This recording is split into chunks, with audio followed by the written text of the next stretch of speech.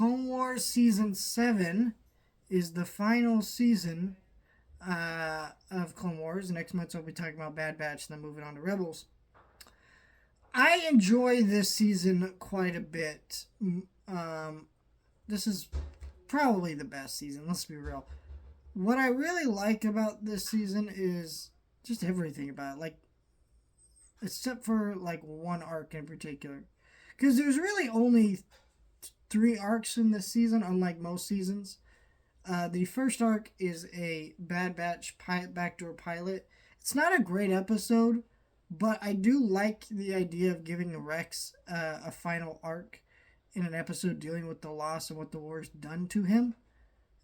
And it makes some of his words that he says in the final episodes that he's involved in more powerful, more meaningful. And it sets up Bad Batch, which ended up being a good show, even if the episodes here aren't great. So I kind of enjoy it still.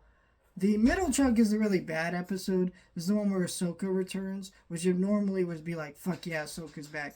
But then she meets up with these 2 sisters, and you just do not care about anything they have going on. They're just really boring characters. I can't stand them, like, at all. And so that's a whole thing. Can't stand them. And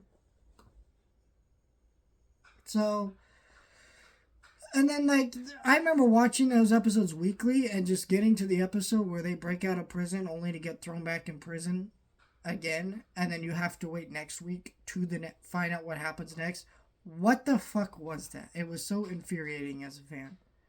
Then you get to the final episodes, which, man, the way that they made all of it coincide with Order 66, and you see Darth Maul finally get captured and be scared shitless of what's about to go down in this galaxy, and just seeing Order 66 from a different side of the story, some survivors of Order 66, Rex and Ahsoka, was really powerful stuff. And if you gotta understand, when this show was airing and we didn't know the storyline of Ahsoka yet, and we were still waiting for a lot of it to develop, we knew that she wasn't in Revenge of the Sith, so a lot of people just assumed that she died.